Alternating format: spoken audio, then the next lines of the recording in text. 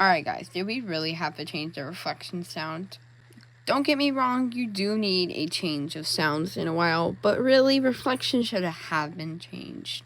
Like, I always loved reflection. They should have just made different reflections and just kept the OG reflection, not changing the OG reflection with a different tune. So here's the tunes.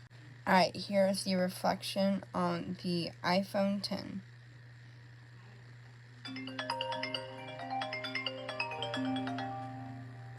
That sound was just a vibe. There is more reflections now, but they could have just made more and kept it, like I said.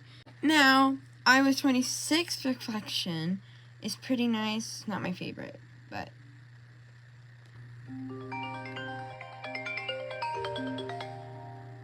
So on iOS 26, there's multiple reflections now. We have this one.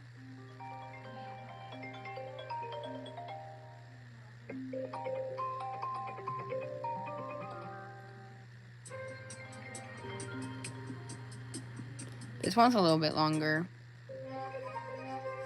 This one's kind of like cool, you know?